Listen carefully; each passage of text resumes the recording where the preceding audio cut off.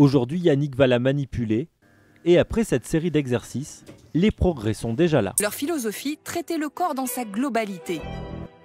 Ils ne vous toucheront peut-être même pas le dos pour vous soulager du dos. Maintenez. 6 secondes. 1, 2, 3, 4, 5, 6. Relâchez et je gagne encore plus. Ah ouais.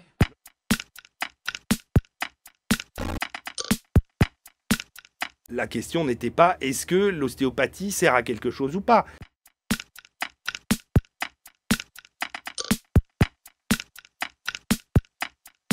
On a comparé l'ostéopathie chez les gens qui ont mal au dos depuis plus de 6 semaines à un placebo. Et on montre qu'il n'y a pas de différence entre les deux. En gros, les deux améliorent les patients. Mais il n'y a pas de différence cliniquement pertinente entre les deux groupes.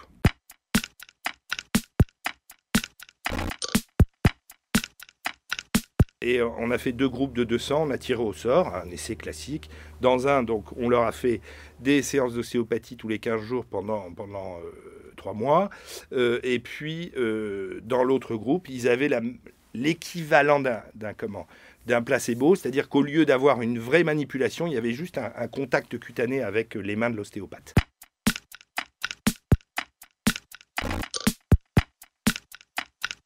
Alors, en général, quand on fait des études sur l'effet soit d'un médicament, soit d'une thérapeutique non pharmacologique dans les maladies de l'appareil locomoteur, on regarde 3 choses. On regarde la douleur, est-ce qu'on a mal ou pas, ou moins mal ou plus mal. La fonction, en gros, c'est qu'est-ce qu'on peut faire. Et la qualité de vie, c'est qu'est-ce qu'on a perdu ou pas en qualité de vie. Là, on a montré que sur la douleur, il n'y avait pas de différence du tout entre les deux groupes. La qualité de vie non plus. Par contre, sur la fonction, il y a une petite différence entre les deux groupes en faveur du groupe ostéopathie.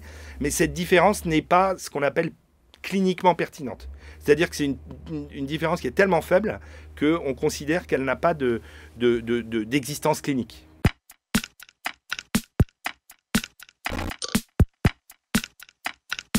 Non, c'est pas faire craquer le dos. On peut revenir au début de l'ostéopathie. Hein. C'était Monsieur Steele au 19e siècle. Rappelons qu'à cette époque-là, Claude Bernard n'existait pas encore. Et donc la médecine était totalement empirique. Et il se trouve qu'il y a eu un empirisme de plus qui était justement d'aller de se servir en fait de l'appareil locomoteur et du système nerveux, notamment au niveau de la colonne vertébrale qui passe dans ces vertèbres pour essayer d'améliorer le patient sur un certain nombre de maladies.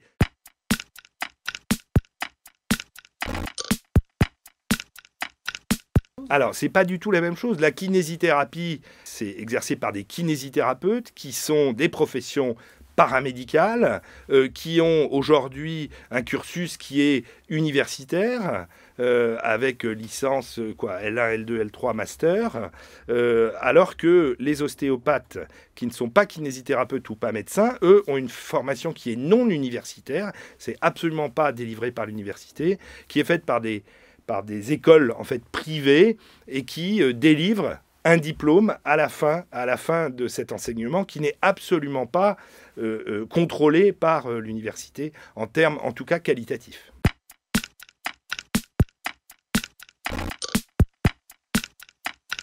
Je pense qu'on est aux alentours de 35 000 à peu près. C'est un succès uniquement français. Hein. C'est une anomalie. Ça n'existe pas ailleurs. En Allemagne, il y a, je ne sais plus, mais je crois qu'il y a 200 ostéopathes.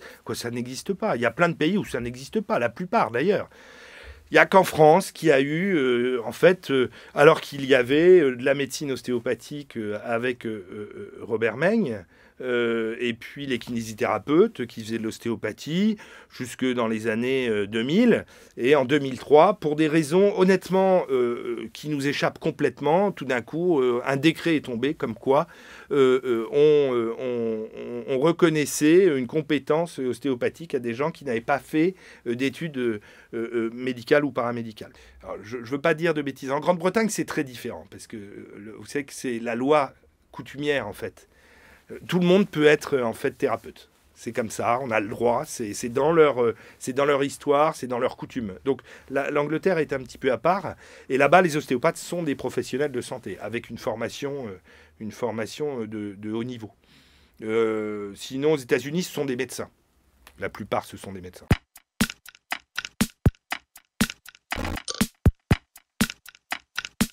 Et c'est pas important, c'est fondamental. Et vous l'avez bien dit, si il me fait du bien. On est dans le bien-être, on n'est pas dans la médecine. Et moi, je le dis, je n'ai aucune compétence dans le bien-être.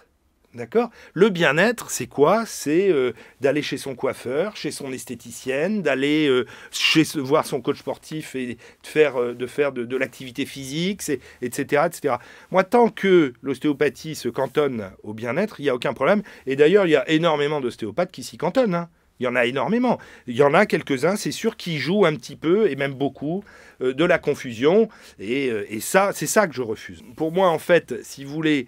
Et ce n'est pas l'ostéopathie, ce sont les médecines complémentaires en général, l'homéopathie, l'ostéopathie, la chiropraxie, l'acupuncture, et je pense que la dernière, ça doit être la sophrologie, je crois. Si vous voulez, c'est, pour moi déjà, le terme médecine est inapproprié, c'est vraiment une prise en charge, un accompagnement, mais la base, le socle, c'est est-ce que, oui ou non, mon patient a une maladie ? Si oui, il doit avoir un diagnostic médical, un traitement médical, et ensuite, à ce moment-là, on peut également utiliser ces médecines complémentaires.